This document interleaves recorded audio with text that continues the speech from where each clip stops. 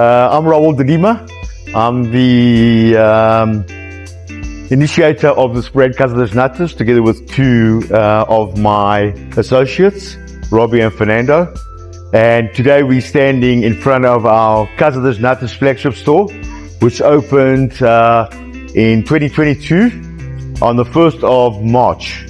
And this is really the epitome and resembles the essence of Custard as a brand that we brought to the South African market. As you can see, we have our staff getting ready for trading today. A lot of nutters being prepared. We've got the Lisbon Classic, which is our hero. And then, of course, we've also got a number of other flavors, such as the Nutella, decadent chocolate nutter. We have an apple cinnamon nutter, and we have a strawberry happy berry nutter. And we also have two vegan flavors. And as you can see, a lot of the theatre is up front. We want people to see the artisanal aspect of making nutters, an authentic nutter. And that's really what we pride ourselves on, is to make sure that every nutter that we produce is an authentic nutter. It's handcrafted, and it's made to centuries old recipes that were started by the monks and the nuns in Lisbon in the 1800s. Welcome to our second store. This is Custard Rosebank Mall. We opened the store 6 months after our store in Sandton City, which is the flagship Custard store. Took the opportunity to find a very creative way of retrofitting the underside of a escalator, believe it or not. So technically the outside of the store is visible, but the back of house is actually underneath the escalator that takes us up to the first floor. This store is equally as prominent as Sandton City, in that it sells pretty much all the same products as Sandton City. And obviously it's also very dependent on the number of footfall of customers walking by the outlet, which is one of the requirements for a successful business, is that these businesses are very dependent on high footfall and a lot of impulse purchasing. It's a store that we're very proud of. More obviously, we also employ in the region of about, at Custard is a total of about 75 people between Johannesburg and Cape Town. Each store has a store manager, enabled and assisted by a supervisor. Generally, we trade the full mall hours. They tend to vary from store to store, but we are open from any time as early as 7 o'clock in the morning to offer a great cup of coffee and a freshly baked nutter. And then obviously we carry on throughout the day, with our busiest times being over lunch, naturally. But then also we tend to rely on the home run, where either parents or people on their way home tend to buy a product to take home and share with their loved ones. So by way of explanation, I'd like to just illustrate and perhaps give you some kind of insights into what is unique about Custard nutters, and in particular what you would find on almost every street corner in Lisbon. So we have a authentic, handmade, traditional Lisbon classic nutter. Notice the puff pastry, which is layered. Obviously, it needs to be very crispy. It needs to be well baked. And then obviously you have your custard with a camouflage. These dark aspects that you find on the custard is caramelized, a little bit of the caramelized sugar coming through. It is part of the look and the feel of a traditional nutter. In fact, some people prefer a lot more camouflage, others prefer a little bit more blonde, but that's a typical Lisbon classic nutter. Obviously, it's complemented by a beaker. A beaker is an espresso coffee. So in Lisbon, generally what people will have is they'll have a Lisbon classic nutter with a beaker or an espresso coffee, which is customary, and millions of people that visit Portugal every year, together with the locals, enjoy their nutter with a espresso coffee. Following on, in South Africa, we decided to introduce a number more flavors. Principally, this is what we call a decadent chocolate. It is Nutella. So again, you have a traditional puff pastry, crispy on the outside, layered, and then obviously you have the custard filling. And then what we do is we do an embellishment of Nutella chocolates on the top, and then followed by a chocolate button. We then have apple cinnamon, Okay, apple cinnamon is, again, it's the same kind of outer casing, crisp puff pastry, together with apple compote. So it's stewed apples made from Granny Smith apples. We'll show you at the factory exactly how we make that stew. We put it into the bottom of the shell. We then fill it with a traditional custard, and then obviously we identify it by means of a cored little bit of apple. We then have the Happy Berry. Happy Berry nutter is a nutter that is filled with homemade jam, berry jam. We use strawberries, raspberries, blackberries to make an homemade jam compote. We then put that into the base of the nutter. We then fill it up with custard, and we identify the nutter through means of a berry, a red berry on the top. So that is our standard range. We then have a vegan nutter. We have two variants of the vegan nutter. This vegan nutter is comparable with the classic, Lisbon classic, and it's 100% vegan. And we then have another nutter which is not identified here that complements the Lisbon classic in a vegan form, but with some chocolate. Then we have our premium range. The premium range is done in collaboration with Lindt Chocolate. You will have come across all the Lindt stores that you find in most shopping centers. This is a dark mint chocolate by Lindt. We've done it in collaboration with them. It's a Lisbon classic nutter with a traditional filling, but it has mint chocolate in the base. And then when you actually bite into this nutter, you get a hint of the mint coming through. The peppermint kind of flavor, very refreshing, fresh, crisp flavor. We have again here a orange Lindt chocolate, dark chocolate. Again, made much the same as the Lindt chocolate, but with obviously orange notes in the chocolate. And so when you bite into this, you get that citrus flavor coming through in your bite. Sweet, orangey, a little hint of lemon coming through. And then the piece de resistance in our premium range is the chili chocolate, dark chili chocolate by Lindt. Again, it's got a hint of chili. It's identified by means of the little chili pips and outer skin on the top. This is a very nice, rich nutter. When you bite into it, you taste chocolate, and then at the back of your throat, you get a hint of the chili coming through. A very subtle hint of chili, not hot at all, but it just gives you that chili. Not for everybody, but it's a very nice nutter. And I'd like to end off by saying that all our nutters are really high quality nutters, authentic, handcrafted nutters, artisanal in nature, and really very well received by the public. It would be remiss for you to have a nutter without a espresso or a cortado for that matter. We also serve a range of specialty coffees. We have cappuccinos, we have lattes, we have chai lattes, we have friezo coffees noted by different flavorants. So yeah, that's the extent of the range. We also keep a variety of Portuguese beverages, all cold. So we have a sumo, which is a well-known Portuguese carbonated beverage. We have a compal, which are obviously the juices. Ukal is a flavored milk chocolate, and then obviously we've got freezers and the pedras, agua de pedras, which are synonymous with beverages that you do typically find throughout the whole of Portugal and obviously in Europe.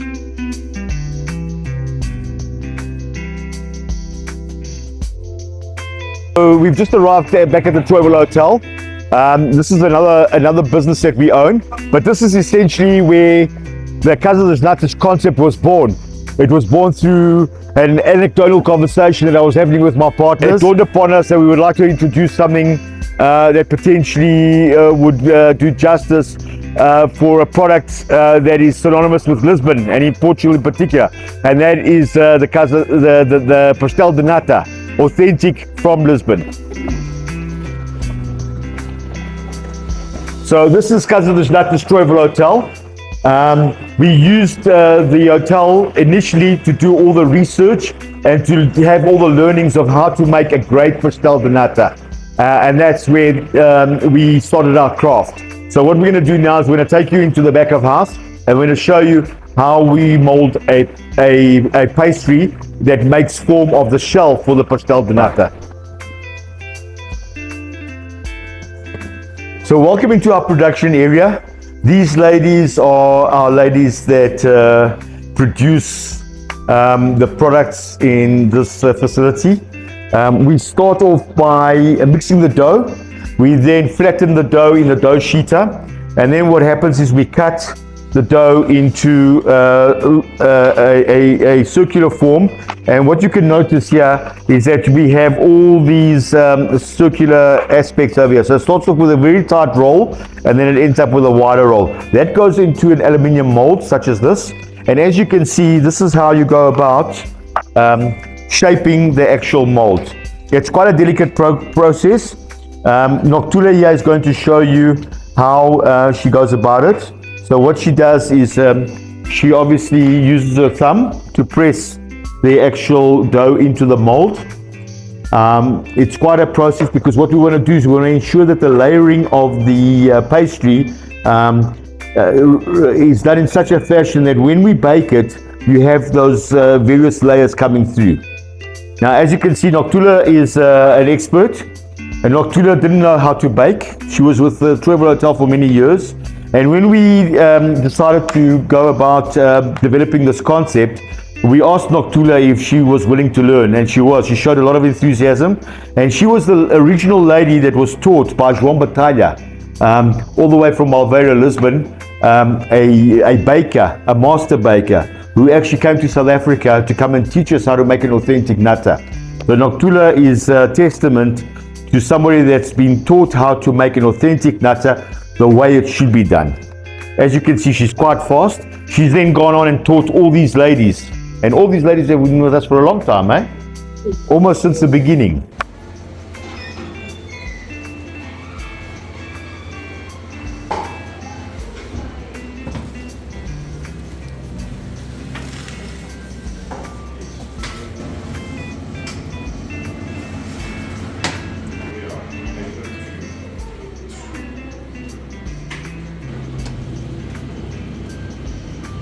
I'd like to share an anecdote with you on how the pastel de nata came about. So in the 18th century in Portugal, there were a lot of convents, and traditionally there were enclaves of monks and nuns. And in those days, it was tradition to take the eggs, break the eggs open, and separate the egg yolk from the egg white. The egg white was used to starch the habits. In other words, when you washed the habits and the clothing, it was then starched and then ironed, so it would remain in its place. As a result, a lot of egg yolks were left over, and nobody really knew what to do with them. They were actually practically going to waste until somebody came along and then decided to make use of the egg yolks. And that's how the pastel de nata was born, because the custard is made with egg yolks, a little bit of salt, a little bit of sugar, and some cinnamon and lemon. So that's how the pastel de nata was born, all the way back to the 18th century. So what makes a great nata? I have explained it before, but just to really emphasize. A great nata has a crispy outer shell. The puff pastry has layers, as you can see, and obviously it's got a filling that's made from the best ingredients one can find. We import our products from Europe, and we use the finest of ingredients, all natural, no preservatives. So when you take a nata, you take it between your index finger and your thumb, and obviously you support with the other hand. You look at it lovingly. You admire the quality and the perfection, the artisan aspect of it. You take it towards your mouth and you take a bite into it.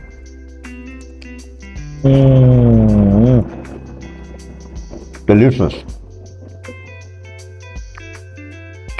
Just feel the flavor explode in your mouth.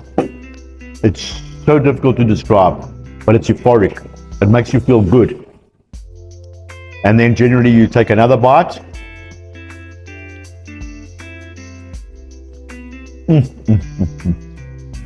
So delicious. And finally, the last bite.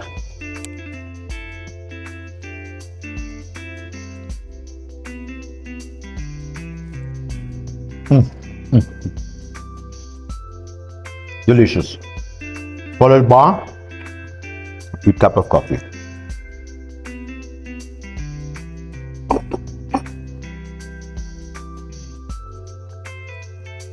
Obrigado.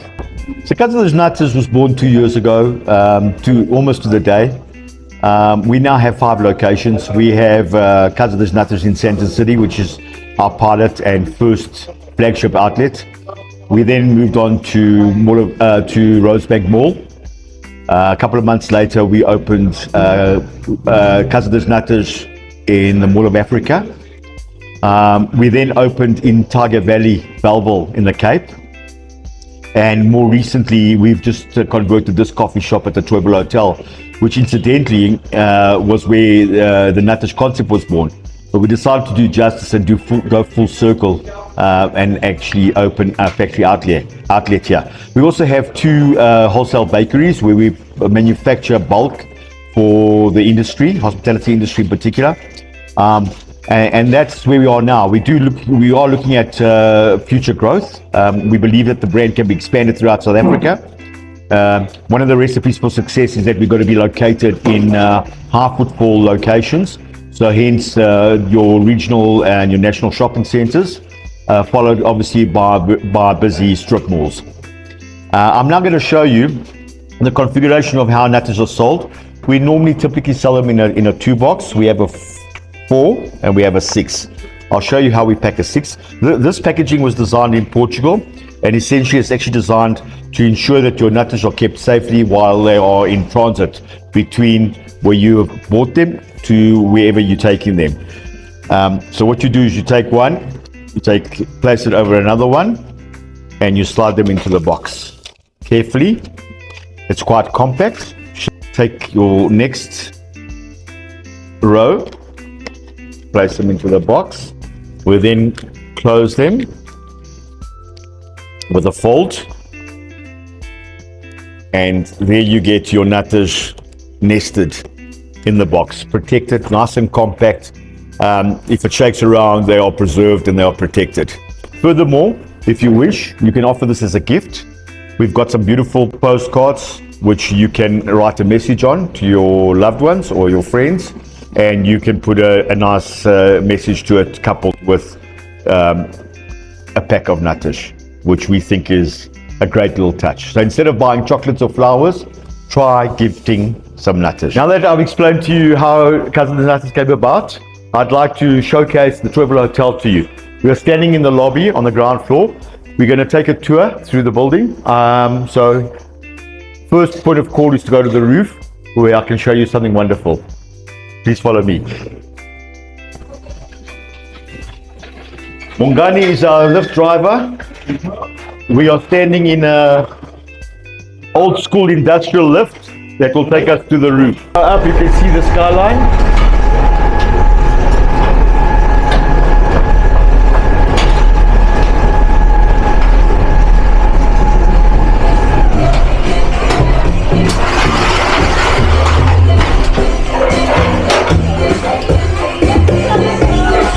We've got a function on the roof, our rooftop venue.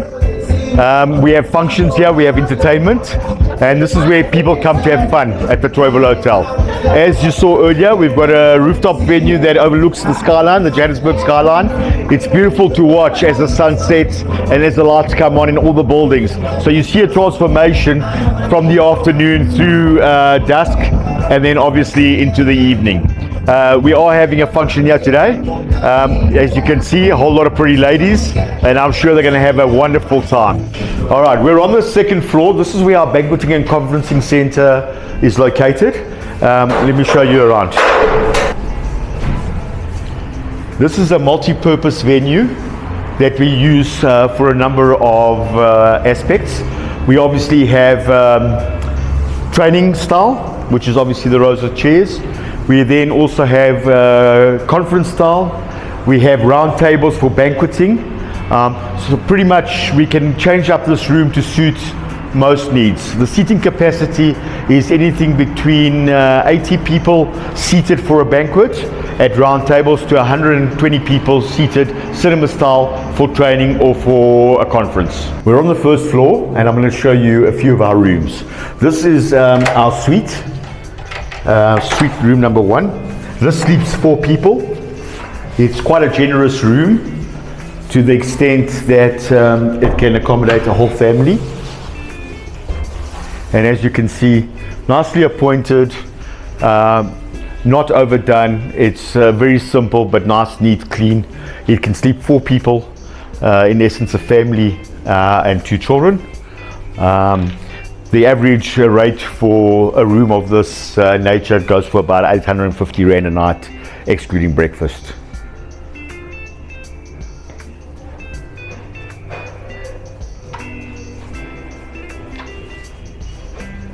Alright, here we have a standard room.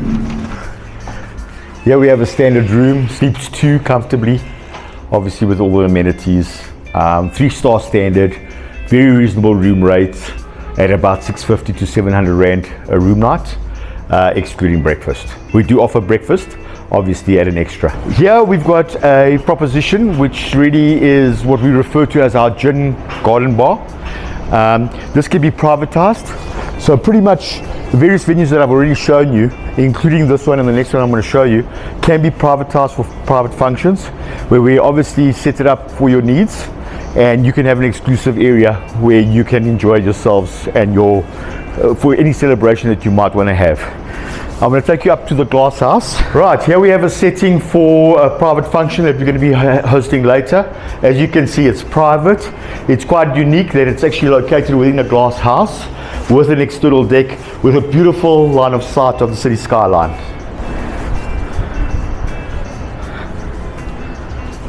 So here you have your indoor, outdoor, and as you can see, you can have an appreciation of the various facilities around us. We're obviously downtown kind of Joburg on the wrong side of the tracks, but obviously, as I say, there's a big move from a community point of view to improve the area, to gentrificate the area. We obviously work with the community. We stimulate employment for people that live in our vicinity. We went from having about 12 employees when we started here 3 years ago to over 150 employees in total. That's both the whole of the Trooiwel, including obviously sundry companies that do work for us, and at the same time encompassing KwaZulu-Natal. We also do a soup kitchen every Tuesday, where we obviously look after local community from a CSR perspective. And we believe in giving back to the community. So there's a big move with ourselves and other property owners in the area to actually make a difference in the location, and we're better than to do it at the footfall of where the Trooiwel Hotel is located. So this is our sports bar. This is where we show all the sports. Usually you'll find a lot of sports loving fans come and have lunch here, particularly on the weekends. We're not far from Ellis Park Stadium, so it's quite synonymous that we have a venue like this where people that don't have access to the stadium per se can come and actually watch live sport here. We cater for all the rugby games, cricket games, soccer games. Obviously, we're going to be having the Winter Olympics later on in the year, and this is an area where a lot of people like to come and enjoy themselves, watch a bit of sport, relax, and enjoy some cold beverages. This is our restaurant at the Trooiwel Hotel. It's a very popular location, particularly during the week for business people, and as you can see, for families on the weekend. We have a nice wine cellar here with some very nice Portuguese wines. We serve authentic traditional Portuguese food, which we're going to showcase now in a short while. But this is a location where you can come, you can relax, you can have a great time without feeling that you're out of place. You can be a little bit loud, you can be yourself, and you can let your hair down and really just have a great, relaxing time. This is a traditional Portuguese food. It's called bacalhau, codfish, with potatoes, boiled potatoes, codfish, traditional way. So this is a chicken and prawn combo. As you can see, it's a generous portion of queen prawns and some tinchado chicken with our famous slab chips. So here we have traditional peri-peri chicken, Mozambican style. As you can see, it's a butterfly. It's obviously basted with some lemon butter, peri-peri or plain, and that's soon to come off the grill, accompanied with either your choice of rice, vegetables, or chips. But a very nice juicy baby chicken, Mozambican style. So this is a prego no prato. It's done on a skillet, a 200 gram rump steak with an egg topped on it, and it'll be accompanied by chips. That's traditionally how we present it. As you can see, the chef will be picking it up. Very hot. It'll go onto the skillet, and then it'll be plated with chips. Clams, Portuguese style. As you can see, it's a traditional Portuguese dish. It's nice to sit with like ice cold beer and take all the morsels out of the shells. It's accompanied obviously by chips. Mussels done in a tomato sauce. Nice flavoursome. Again, nice way to occupy yourself, taking the morsels out of the shell and having it with a favorite ice cold beer. There you go, presentation of a nice prego no prato. It's a rump steak topped with an egg and chips with a nice Mozambican sauce. Very flavoursome.